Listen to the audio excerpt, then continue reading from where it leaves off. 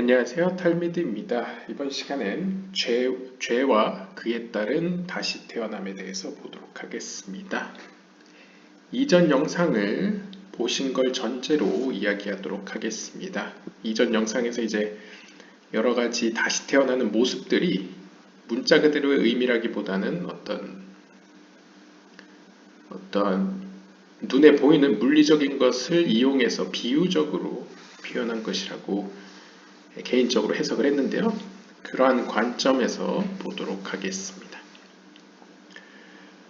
One who speaks Lashon Hara or Hara, it is slender or similar, will reincarnate into a stone which cannot speak, and as we said in the preceding section regarding Naval HaKarmeli, since the opposite of speaking is silence.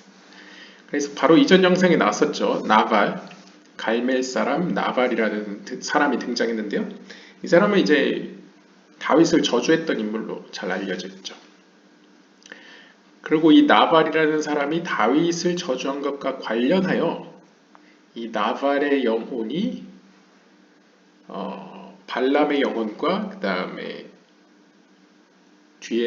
그 이전에 있었던 발람의 영혼과 라반의 영혼까지로 이제 이어지는 이야기를 했었는데요. 그들의 공통점은 어떻게 보면 악한 말을 한다. 그러니까 하나님의 사람을 향하여 대적되는 말을 했다는 것이죠. 발람도 이제 이스라엘을 처음에 저주하려고 했었죠. 그래서 이들의 공통점은 여기 나오듯 라숀 하라, 악한 혓바닥 혹은 악한 입이라고 표현할 수 있겠는데요. 그래서 누구든지 이렇게 악한 말을 하거나 그와 유사한 행위를 하는 사람들은 돌로 다시 시작할 것입니다. 왜냐하면 이 돌이라는 특성은 말을 할 수 없는 존재이죠. 그래서 우리가 앞에서 이야기했던 바와 같이 이 갈멜 사람 나발 역시도 어떻게 보면 돌로 다시 시작하게 되었다. 혹은 그의 영혼은 돌과 같은 성질이었다. 돌의 수준이었다. 라고 볼 수 있습니다. 그들이 돌이 된 이유는 그들이 말이 많았기 때문이죠. 그러니까 말이 많다는 건 악한 말을 많이 했다는 것이죠.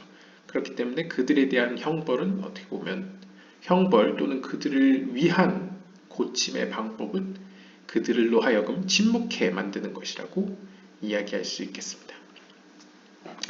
Someone who feeds improperly slaughters meat. In Hebrew,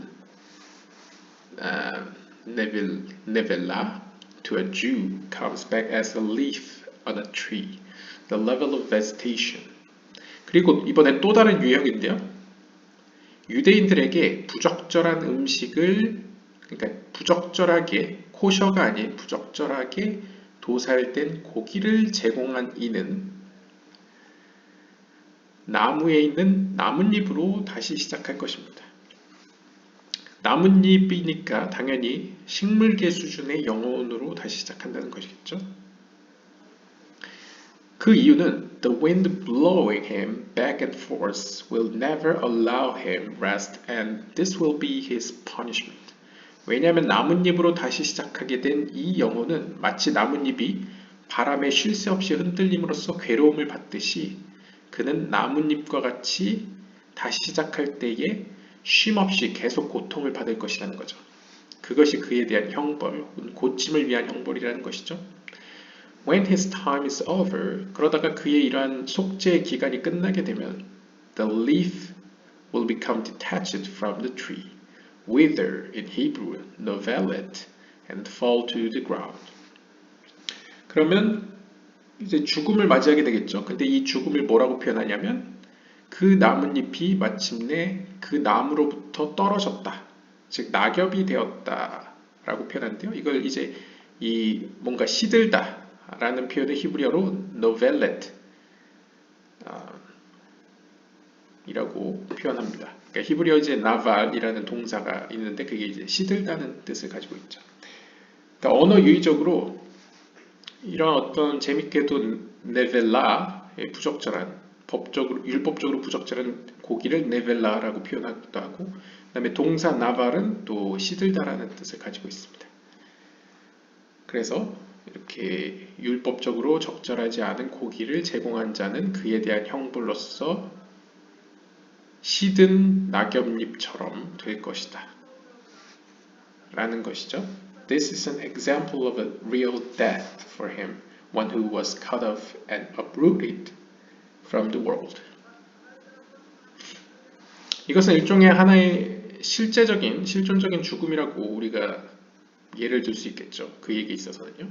마치 어떤 근원으로부터 단절되는 것을 의미한다고 볼 수 있겠습니다.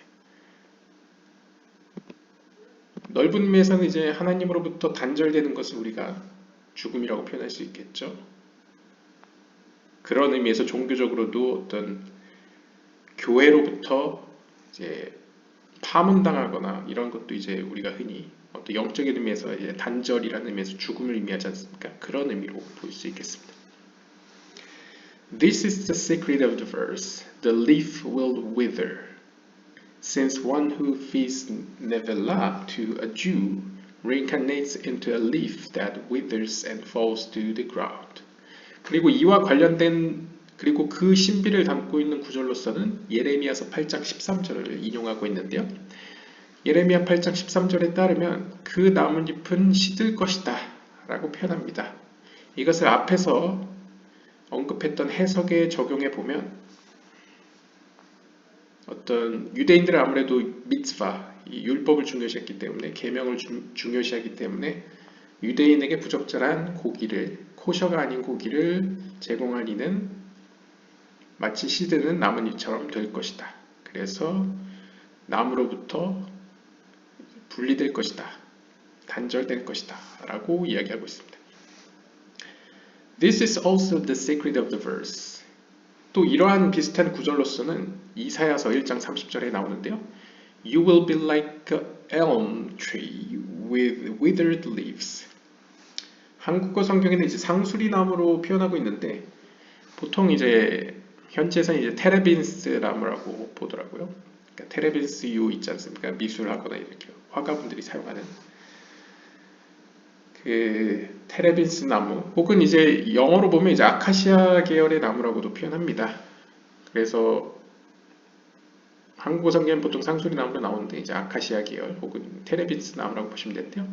그래서 너는 마치 시든 나뭇잎을 가지고 있는 상수리 나무 혹은 테레빈스 나무 같구나. 테레빈스 나무 같이 될 것이다. 라고 예언하고 있습니다. Because sometimes the withered leaf can return as another leaf, which will wither even many times, as in the case of a person who has to reincarnate many times in this world to receive his specified punishment. 그리고 여기서 우리가 더 상상해 볼 수 있는 것은 이 길굴이라는 것은 그의 좋게 이야기하면 그의 죄를 해결하기 위해서 계속 반복적으로 일어나죠. 나쁘게 이야기하면 그가 죄를 해결하지 못하는 이상 계속 반복해서 다시 시작합니다. 즉, 이 시든 나뭇잎으로 다시 시작한 이 영혼은 그것이 해결될 때까지 여러 번, 수백 번, 수천 번 반복할 것이라는 것이죠. 그래서 어떤 사람의 영혼의 경우에는 이런 식으로 계속되는 고통을 받는 경우가 있더라 라고 표현하고 있습니다. Some people reincarnate into water, which is considered on the level of vegetation as we mentioned previously. 그리고 어떤 유형의 사람들은 물로서 다시 시작합니다. 우리가 이전 영상에서 보시면 물은 흐르고 생명을 가져다 주기 때문에 식물계로 분류를 했었죠. This can happen to a person who spills blood in this world. And you can remember this from you will spill it blood on the ground like water. 그래서 이와 관련된 구절로서는 신명기 12장 16절에 너는 그 피를 마치 물을 흘리듯 그 땅에 흘릴 것이다 라고 표현하고 있습니다. 그러니까 물이 흐르듯 피를 흘렸다. 그에 대한 대가로서 너는 물의 속성, 그러니까 물과 같이 다시 시작할 것이다 라는 것이죠. It also says, 또한 이렇게 이야기합니다. 창세기 9장 6절에서는 One who spilled the blood of another, his blood will be spilled. 이것도 많이 알려진 구절이죠. 누구든 다른 사람의 피를 흘린 자는 자신의 피도 흘릴 것이다 라고 표현하죠. Meaning that he will be placed under a flow of water that will pour on him constantly. 이것이 의미하는 것은 누구든 상대에게 피해를 준 자는, 피를 흘리게 한 자는 자기 자신 위에도 물줄기가 흐른다는 것이죠. 즉 무슨 의미냐면 He will want to get up and stand, but the water will constantly pour on him and he will find no relief, constantly rotating it in circles under the flow of water.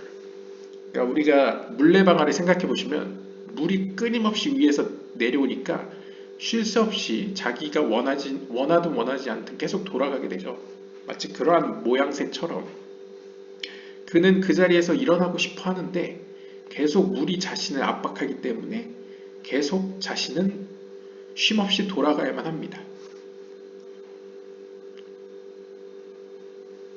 뭐 여기서의 물이라는 의미가 시간의 흐름이라고 표현할 수도 있고 뭐 주변의 압력이라고 표현할 수도 있고 여러 가지로 해석할 수 있겠지만 중요한 것은 내 뜻과 상관없이 계속 굴려지는 인생을 표현한다고도 볼 수 있겠죠.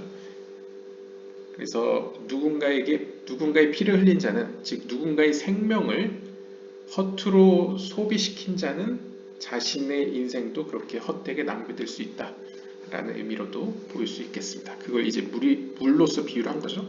그리고 물이 식물계에 속한다는 관점에서 보더라도 식물은 자기 마음대로 이동을 할 수 없지 않습니까? 뭐 씨앗은 이제 솔직히 다른 자신과 같은 종을 퍼뜨린다는 의미고 그거 외에는 스스로 움직일 수 없지 않습니까? 동물이나 인간과 달리 말이죠. 그러한 관점에서도 물이라는 것은 주변의 환경에 취약하게 노출되어 있고 자신의 의지로는 뭔가를 속 시원하게 할 수 없는 영적인 상태를 의미한다고 볼 수 있겠습니다. This is hinted to in the verse. 이러한 사실은 다음 구절에 드러나 있는데요. 사무엘하 14장 14절에 보시면 We'll all die like water flowing along the ground that connects. Shall we be collected? 그래서 이거는 이제 영어가 좀 더 어렵게 써 있는데 쉬운 영어 성경이나 이제 한국어 성경을 보시면 더 이해가 쉽습니다. 우리 모두는 죽을 것입니다. 마치 땅바닥에 흘린 물을 우리가 주실 수 없듯 말이죠. 그러니까 쉽게 이야기하면 땅바닥에 흘린 물은 다시 우리가 주워 담을 수 없지 않습니까? 그러한 속담도 우리가 있듯이 우리는 모두 그렇게 다시는 돌이킬 수 없이 죽을 것이다 라는 것이죠. As well, anyone meant to die by strangulation, but who was not punished by a court, will reincarnate into water and so be strangled every moment. 그래서 가령 이와 마찬가지로 누구든 사실상 교수형을 당할 만큼의 죄를 졌음에도 불구하고 이 땅에서 정당한 형을 받지 않은 자는 물의 속성으로 다시 시작할 것입니다. 그럼으로써 물의 압박으로 말미암아 계속 목이 졸린다는 것이죠. 상징적으로요. 그러니까 이것도 어떻게 보면 우리가 이 물에 빠져서 목이 졸려지는 것과 이제 목에 줄을 매달아서 목 졸려 죽는 것과 약간 공기가 들어가지 못해서 죽는다는 것은 약간 공통점이 있지 않습니까? 약간 그런 의미에서 이 숨 막히는 것을 또 고통스러운 인생을 비유할 때 사용하듯이 어떠한 이 목졸림을 약간 비유적으로 우리는 모두 죽을 것인데 마치 우리가 쏟아진 물을 주워 담을 수 없듯이 우리가 일으킨 원인에 따른 결과에 대해서 마땅한 대가를 치를 것이다 라는 것을 표현한 것으로 보입니다.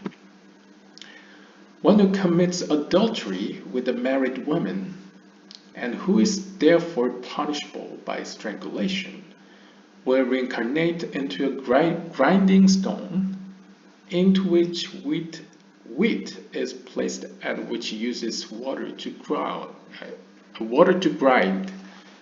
그리고 또 굉장히 비유적인 표현이 나오는데요. 누구든 간음을 저지른 자는, 즉 다른 배우자와 성적인 관계를 맺은 자는 마땅히 교수형을 당해야 하는데, 만약 교수형을 당하지 않았을 경우에는 맷돌로서 다시 시작할 것입니다. 왜 맷돌이냐? 맷돌이 가지고 있는 의미를 보면, 맷돌의 일단 모양새를 보면 맷돌은 밀이나 보리를 갈 때 사용하죠. 그러니까 어떤 두 개의 돌이 맞물리면서 일을 합니다.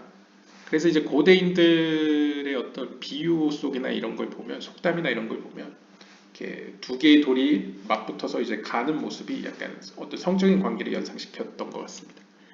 그리고 이 둘 사이는 이제 또 이걸 윤활제 역할로서 물이 들어가죠. 그래서 물과 이제 곡식이 들어가서 가는 역할을 하게 되는데, 따라서 이 맷돌은 that is where the man and woman will be judged and the secret of for another my wife will be ground. 그래서 욥기서 31장 10절에서도 나의 아내는 다른 사람을 위하여 맷돌을 갈 것이다 라고 표현합니다. 이 본문을 찾아보시면 욥기서 31장 10절을 보시면 이제 다른 사람을 위해서 나의 아내가 맷돌을 갈 것이며 하고 뒤에 이제 다른 남성들과 이제 눕는 이야기를 합니다. 그러니까 이게 어떤 성적인 것과 관련되어 있다는 그 당시 어떤 통상적인 비유의 어떤 완곡법이라고 표현할 수 있겠죠. 그래서 이러한 어떤 간음을 저지른 자들은 이런 맷돌로서 다시 시작할 것이다 라고 이제 표현하고 있습니다. 그래서 이제 소타 챕터 1에 보시면 the word grinding is used here as a euphemism for marital relations. 그러니까 뭐 직역을 하면 여기서 맷돌을 간다라는 의미는 어떤 성적인 관계, 육체적 관계를 완곡하게 표현한 용어입니다. One who is not scrupulous, 발음이 잘 모르겠네. Scrupulous with the washing of the hands before eating bread will reincarnate into water. 또한 누구든지 부주의하게 밥을 먹기 전에 손을 씻지 않은 자는, 그러니까 유대 계명에 따르면, 유대 율법에 따르면 밥을 먹기 전에, 이제 빵을 먹기 전에는 손을 씻어야 됩니다. 그리고 손을 씻는 법도 정해져 있죠. 이렇게 오른손, 왼손, 오른손, 왼손 이런 식으로. 오른손에서 왼쪽으로 이렇게 컵이 또 있습니다. 손잡이가 두 개 있는 컵이 있는데요. 그러한 계명을 지키지 않은 자는 물로서 다시 시작할 것이다 라고 이야기합니다. This is the secret of the verse.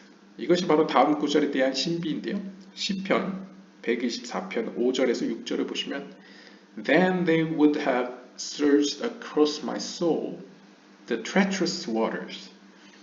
Blessed is God who did not present us as prey for their teeth. 그래서 이제 직역을 하면 그들은 마치 좀 한국어에 맞게 의역을 하면 그들은 마치 거센 물들과 같이 우리를 휩쓸었습니다. 하나님은 영광 받으실지어입니다. 왜냐하면 그분께서는 그들의 이빨 사이에 우리를 제물로 내놓으시지 않으셨기 때문입니다. 라고 볼 수 있겠네요. 그러니까 뭐 요약을 하자면 지금 우리를 위협하고 있는 세력, 그들은 지금 거센 물길과 같은데, 거센 물살과 같은데 그들은 우리를 삼키려고 다가오고 있습니다. 그래서 그들의 이빨이라고 표현하고 있죠. 그런데 하나님 그분께서는 우리를 그들에게 희생양으로, 즉 제물로서 내주지 않았다, 주시지 않았다. 그것에 대한 감사를 지금 이야기하고 있죠. 그런데 일단 여기서 알 수 있는 점은 물들, 그러니까 우리를 지금 잡아 먹으려고, 삼키려고 하는 세력들을 물들로 표현하고 있습니다. 거센 물들. 거기서 하나님께서 우리를 보호하고 있죠. 그런데 여기서 이야기하는 건 the head letters of Nisananu 아마 이게 리사나누 발음은 이제 아마 약간 동유럽권 발음일 거고요. 아마 히브리어는 나탄일 겁니다. 그래서 라테트 동사를 써서 이제 나타나누 그분께서는 우리를 내주시지 않으셨다. 앞에 이제 로가 있겠죠. 로 니타나누 테르프 리샤나 리시나 리시네햄 리시네햄 동유럽 발음하고 현대 히브리어 발음이 좀 달라서요. 아무튼 직역을 하면 앞에 이제 로가 있다고 전제를 하면요. 부정사 로가 있다고 전제를 하면 그분께서는 우리를 희생양으로서 제물로서 그들의 이빨에게 주지 않으셨다라는 것인데요. 여기서 이제 앞글자 눈과 테트 그리고 라메드를 합치면 이제 나탈이라는 단어가 됩니다. 이 나탈이라는 단어는 이제 씻다라는 뜻이 있습니다. 그래서 실제로 이제 유대 계명 중에 손을 씻는 계명을 보통 네틸라트 야다임이라고 표현합니다. 손을 씻는다. 그래서 그 어근인 나탈이 여기서 나타난다 라고 볼 수 있겠고요. This is the secret of what the sages say. 이것은 또한 현자들이 말한 바와 같습니다. One who eats without washing his hands is uprooted from the world and is judged with water. 그래서 소타 4장 뒷면에 보시면 누구든 밥을 먹기 전에 손을 씻지 않는 자는, 그러니까 다시 말하면 손을 씻지 않고 밥을 먹는 자는 이 세계에서 뿌리 뽑힐 것이며 물로써 심판받을 것이다 라고 이야기했습니다. There is a hint to this from Blessed is God who did not present us as prey for their teeth, whose head letters spell the word natal by washing one's hands when it's not given as prey for their teeth. That is, of the surging waters. 즉 이것이 의미하는 바는 앞에서 우리가 봤듯이 그들의 이빨에게 우리를 제물로 주시지 않는 하나님은 영광 받을지어다 라는 구절에서 보면 이 앞글자를 따면 나탈, 시스라는 표현이 나옵니다. 그리고 이 씻는다는 건 특별히 손을 씻는 걸 의미한다고 해석을 한 것이죠. 즉 다시 말하면 하나님의 계명에 따라 밥을 먹기 전에 손을 씻는 자들은 하나님께서 그들의 영혼을 대적자들, 즉 이빨을 가지고 있는, 즉 우리를 삼키려고 하는 그 거센 물결, 거센 물들에게 우리를 내주지 않을 것이라는 거죠. 즉 우리를 보호해 주실 거라는 것이죠. Therefore, 따라서 결론적으로 We must thank God that we, unlike the wicked, wash our hands. 따라서 우리는 하나님께 감사를 해야 합니다. 왜냐하면 우리는 악인들과 다르게 손을 씻기 때문입니다. 다시 말하면 우리는 하나님으로부터 보호를 받기 위해서는 꼭 손을 씻어야 된다라는 것이죠. 왜냐하면 이제 유대교는 계명을 중요시하기 때문에 이렇게 이야기를 하고 있고요. 약간 카발라적으로 해석을 하면 손이라는 것은 행동을 의미합니다. 물론 행동이라는 것은 우리가 여러 번 이야기하듯이 생각과 말과 행동을 이제 동시에 아우르는 말이죠. 그런데 그러한 행동을 취할 때에 우리가 손을 씻는다는 것은 어떤 의미로 우리 스스로를 정결하게 한다는 거죠. 즉 우리의 행동이 하나님의 뜻에서 벗어남 없이 순수하게 하나님의 뜻에 따라 행할 것을 먼저 취하지 않고는 그 속에 혹시나 불순물이나 이제 세균으로 표현한다면요, 이제 불순물이나 그런 게 들어가게 된다면 그 결과 이 거센 물결이라는 건 이제 하나님의 심판의 속성이라고 할 수 있겠죠. 하나님이 창조한 피조 세계는 자연적 법칙에 따라서 우리에게 조그만한 죄라도 있으면 결국 그 죄를 빌미로 해서 사탄이 이제 하나님께 고발하는 형태를 보이고 있죠. 욥기처럼요. 결국 조금의 죄 때문이라도 우리는 고통을 받을 수 있기 때문에 영적인 의미에서요. 손을 씻는다는 건 어떤 의미로 우리가 어떠한 죄도 짓지 않도록 우리 스스로를 정결하게 한다, 깨끗하게 한다라는 의미를 볼 수 있겠죠. 그렇기 때문에 무슨 일을 하든 우리를 먼저 정결케 하고 그 다음에 일을 진행해야 된다라는 의미로도 볼 수 있겠습니다. One who does not recite blessings in advance of enjoying something, treating them with no respect, or steals from his father or mother, or befriends a destructive person, also reincarnates into water.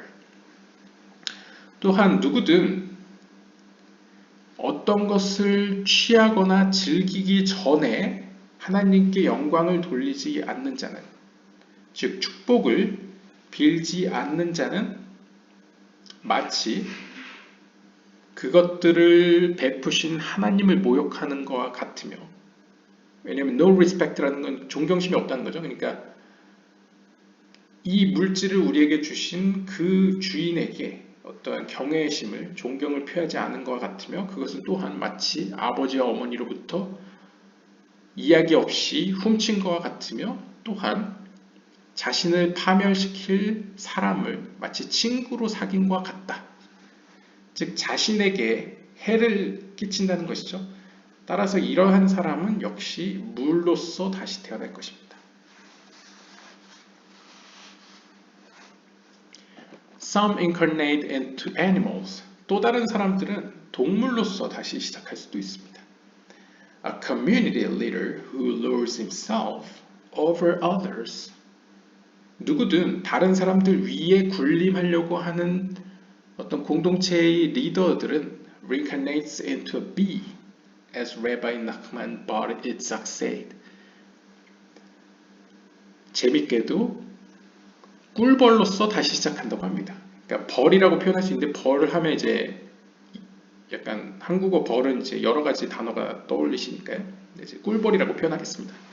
꿀벌로서 다시 시작할 것입니다. 왜 꿀벌이냐? 나흐만 bar 이삭 랍비가 이야기했습니다. Pride does not suit women. 자신감 혹은 어떤 자신을 높이는 것은 여성들에게 어울리지 않습니다. 일단 이거는 젠더 이슈가 아닙니다. 이건 약간 일단 더 읽어보시면 약간 어떤 그런 오늘날의 그런 개념과 다릅니다. Two women were proud. 성경에 보면 두 명의 여인이 등장하는데 그들은 스스로를 높였습니다. And the names of both were not positive. 그리고 그들의 두 이름은 모두 긍정적이지 않았습니다. 그러니까 뭐 긍정적으로 기억되지 않는다 혹은 결과가 좋지 않았다 뭐 이런 의미겠죠. One was called bee and the other was called weasel. 그래서 메길라 14장 뒷절에 나오는데요. 한 명의 이름은 꿀벌이었고 다른 하나의 이름은 족제비였습니다. 꿀벌과 족제비만 들으면 아니 이게 성경에 나온다고 이게 누구야? 라고 하실 텐데 뒤에 나옵니다. He was referring to Deborah, the prophetess, who lorded herself over Barak. 이 꿀벌이라는 것은 히브리어로 바꿔 말하면 드보라입니다. 그래서 여러분들이 아시는 사사기에 나오는 그 드보라, 여선지자 드보라를 이야기합니다. 이 드보라는 나오죠. 실제 전쟁에 들어가는 이제 바락보다 자신을 높였습니다. 그러니까 바락보다 자신을 높이 여겼다는 것이죠. 그 사실을 어디서 알 수 있느냐? 사사기 4장 6절에 보시면 그녀는 바락을 부를 때에 그녀 스스로가 가지 않고 사람을 보내서 그를 불렀습니다. 그러니까 이러한 어떤 행동이 이제 현자들의 눈에는 어떻게 보면 자신을 높인 것의 어떤 모습으로 보았던 것 같습니다. The other was Hulda, the prophetess. 또 하나의 이름은 훌다인데요. 이 훌다라는 여선지자도 요시야 왕 시대 때의 여선지자입니다. 그래서 여러분들이 아시다시피 요시야 왕 시대 때에 이제 성전을 수리하죠. 그 수리하다가 이제 토라 두루마리를 이제 발견하죠. 그래서 그걸 왕에게 가져가니까 이제 왕이 통곡하면서 그거를 이제 들고 힐기야 대제사장과 함께 그것을 이제 들고 훌다 여선지자한테 가서 물어보라고 하죠. 그래서 훌다 여선지자가 이제 답변을 해주죠. 그러니까 그만큼 이제 훌다 여선지자가 그 당대에 굉장히 의로운 그리고 명망 있는 여선지자였다는 것을 알 수 있습니다.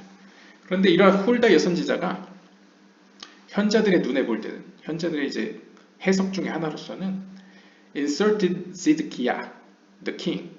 제 생각에 이게 시드기야가 물론 요시아의 아들이긴 한데 약간 이게 실제 원문에 이렇게 써 있는 건지 아니면 이게 번역의 실수인지 잘 모르겠는데 요시아를 의미하는 것 같습니다. 왜냐하면 요시아가 사람들을 훌다한테 보냈으니까. 아무튼 그러면 이제 요시아라고 대신 바꿔 이야기해 보면 이 여선지자 훌다는 요시아 왕을 엿보였다는 것이죠. 그녀는 이렇게 이야기했습니다. Speak to the man. 열왕기 하 22장 15절을 보시면 이제 이렇게 이야기합니다. 그 사람에게 말하라. 그런데 원래 왕이라고 한다면 왕에게 말하시오라고 할 텐데 여선지자는 그 사람에게 말하라. 그 너네를 보낸 그 사람한테 이야기해. 이런 식으로 말을 했다는 것이죠. 그러니까 현자들이 볼 때는 이것도 역시 훌다가 요시아 왕보다 자신을 높였다라고 본 것이죠. 그러니까 여기서 여성들에게는 그러한 어떤 높임이 어울리지 않는다라는 말은 제 개인적인 생각에 이게 젠더 이슈가 아니고 어떤 인간이라면 누구나 가지고 있는 어떤 어두운 면, 자신을 높이려는 어떤 그러한 성질을 이제 두 명의 여인으로 이제 표현한 것 같습니다.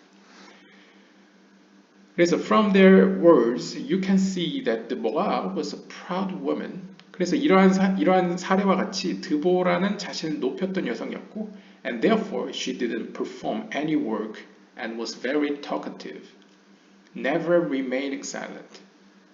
그리고 이 드보라의 이러한 성격은 결국 그녀가 어떠한 일을 함에 있어서 굉장히 수다스럽고 그러니까 말로써 일을 하는 유형의 사람이었다는 것이죠.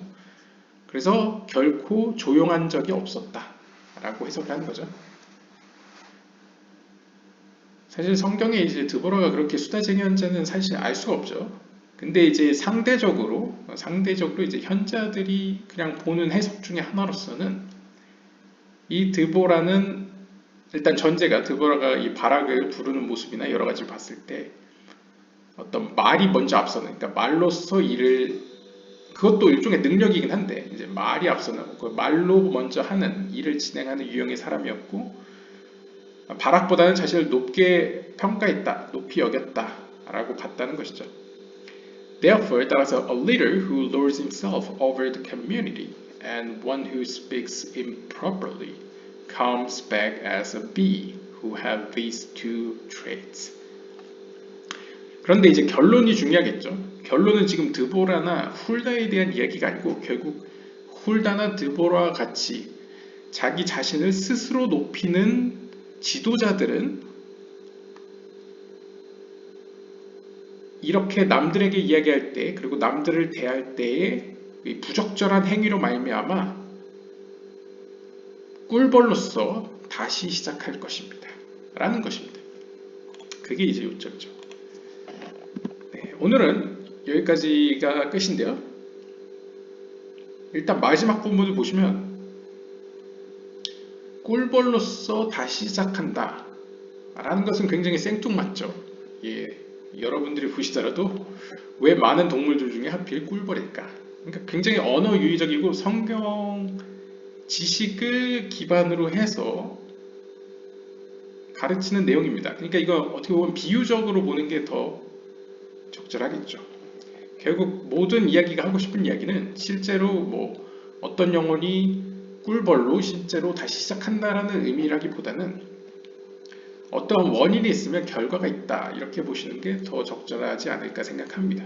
그러니까 원인에 있어서 자신을 높이는 죄를 범했다면 그러니까 스스로 높이는 죄를 범했다면 그에 합당한 고침 혹은 속죄가 필요하기 때문에 그러한 유형으로 그 영혼이 이제 다시 시작한다는 것이죠.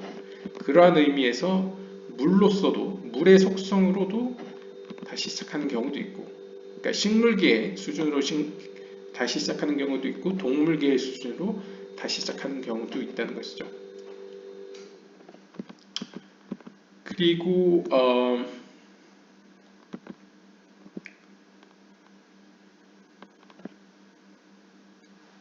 그리고 이제 나발, 갈멜 사람 나발의 경우에도 어떤 악독한 말, 저주스러운 말로 인해서 그것을 고치기 위해서 무생물계의 수준으로 다시 시작한다 라는 표현을 보고 있습니다. 근데 여기서도 약간 느껴지는 약간 영적인 층위가 지금 보이고 있는데요. 어떤 저주나 말, 그리고 좀 더 이제 세속적인 마법과 어떤, 그러니까 저주라는 것이 어떻게 보면 말의 수준이죠. 어떤 이렇게 언어와 말과 어떠한 세속적인 주술, 약간 이런 것은 약간 무생물계로 아예 움직일 수 없게 이제 무생물계의 돌과 같이 무생물계로 다시 시작하는 것처럼 표현한다면, 이 물로 다시 시작하는 경우에는 약간 보다 더 약간 한 단계 위에 올라가서 남에게 피해를 끼친 것 그대로 자신도 똑같은 피해를 경험하는 식의 모습을 보이는 것 같습니다. 물이라는 것도 지금 뭐 낙수를 맞으면서 마음대로 움직이지 못하게 한다던가, 아니면 이제 바람에 계속 흔들려서 쉴 새가 없이 흔들려서 고통을 받는다던가, 그 다음에 남의 피를 흘려서 자신도 피를 흘리게 되는 식으로 쉼이 없이 계속 고통을 받는다던가, 혹은 땅에 떨어진 물들이 이제 다시 주워 담을 수 없는 것처럼, 그리고 뭐 물속에 빠지면 이제 호흡을 할 수 없어 마치 죽을 것 같은 고통을 맞이하는 것처럼, 그러니까 고통스러운 죽음을 맞이하는 것처럼, 그러니까 그런 어떤 비유적인 것들의 맥락에서 물로서 혹은 물의 속성 혹은 식물의 속성으로 다시 시작한다라고도 표현하고요. 또한 이제 간음의 경우에는 맷돌이라는 비유를 사용해서 맷돌로 다시 시작할 것이다 라고 표현하고 있고요. 맷돌은 이제 더 자세한 뭐 설명이 없어서 뭐 잘 알 수는 없지만, 맷돌도 돌아간다, 어떤 원운동을 한다는 점에서는 이것도 계속 쉼없이, 굉장히 쉼없이 피로한 고통을 맞이할 것이다 라는 것을 약간 암시하는 것으로 보이고요. 그 다음에 맷돌이 가지고 있는 또 다른 특징은, 본인은 열심히 일을 하지만 그 결과물은 본인이 갖는 게 아니죠. 다 남들에게 돌아가죠. 그래서 본인의 일만 하고 남에게 좋은 일만 하는 약간 그런 모습을 보이고요. 그 다음에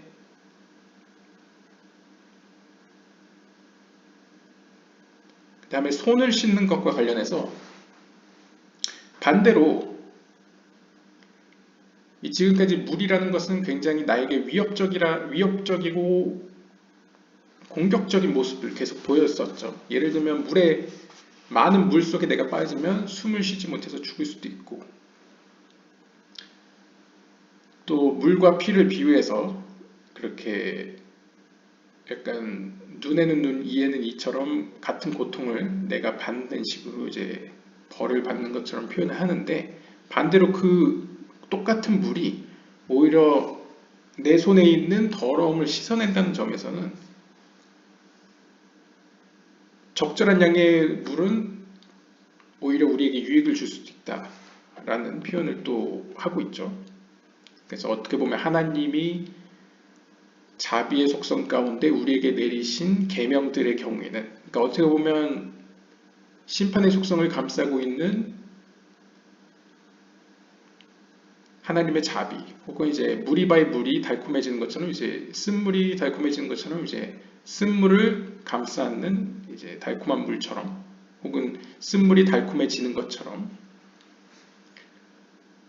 이런 물의 속성, 어떻게 보면 하나님의 심판의 속성을 대변하는 이 물의 속성이 하나님의 어떤 자비로 말미암아 달콤한 것으로 변했을 때는 우리에게 도움을 주고 우리를 깨끗하게 하는 수단이 된다 라는 것도 유추할 수 있을 것 같습니다.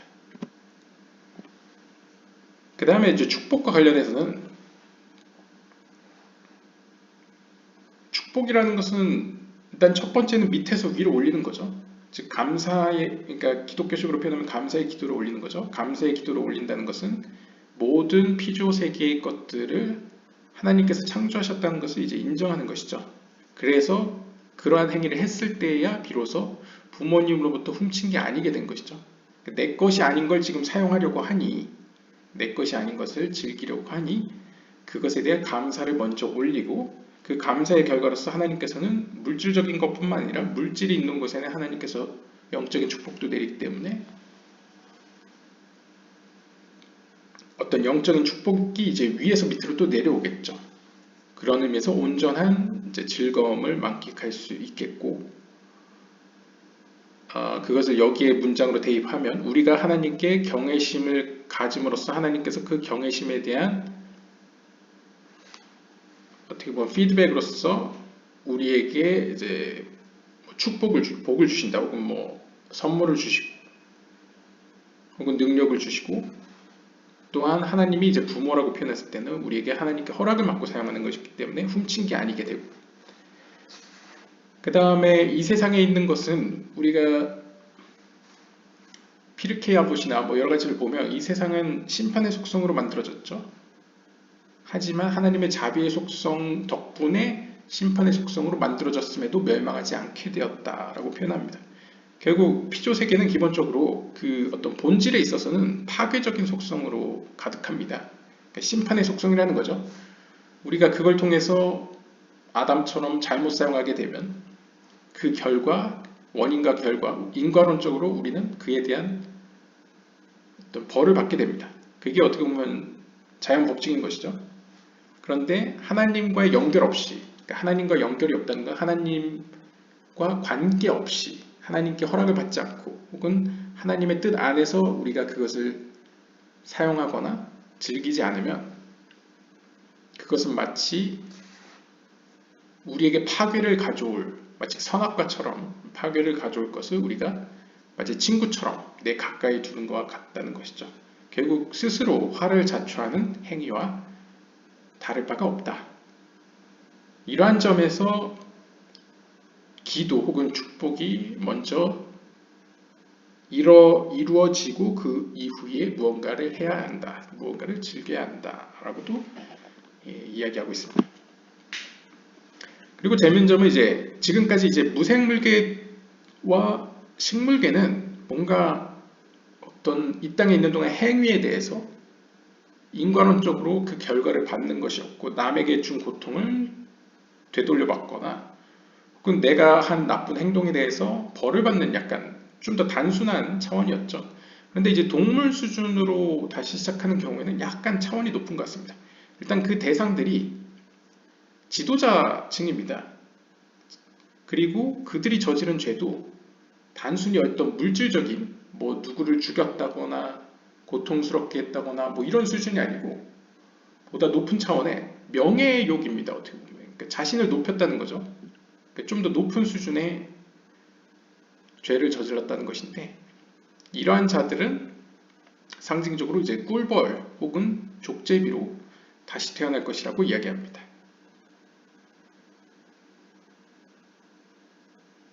뭐 여기서는 뭐 더 드러나진 않지만, 그러니까 좀 더 복합적이라는 거죠. 왜냐하면 이제 드보라를 이제 꿀벌의 예로 들고 있는데 이름이 같으니까요. 드보라는 이제 자신을 높였다라는 점에서 이제 명예욕 쪽으로 볼 수 있겠지만 좀 더 복잡합니다. 왜냐하면 그녀는 말이 많았다, 조용하지 않았다, 조용하게 만든다, 말이 많았다. 이거는 사실 앞에서 언급했던 돌 무생물계에 속하는 죄였죠. 발람이나 저기 나발 같은 사람이요. 그런데 이 드보라는 그 위치상 민족의 지도자였고 사사였고, 그 다음에 그는 자신의 명예를 생각할 정도의 위치에 있는 사람이었기 때문에 어떻게 보면 영적으로 더 높은 수준에서 지은 죄였기 때문에 동물 수준으로, 그러니까 혹은 꿀벌로서 표현된 게 아닐까 볼 수 있겠습니다. 그러니까 사실 구체적으로 무엇이 무엇이다 이렇게 대응시키기는 어렵지만 넓은 개념에서 두리뭉실하게는 우리가 뭐 비유적으로 그렇게 설명될 수 있겠구나. 그러니까 탈무드에 나오는 아가다식의 어떤 우화적인 어떤 비유적인 설명으로 우리가 받아들일 수 있을 것 같습니다. 네, 오늘 여기까지 보도록 하겠습니다. 감사합니다.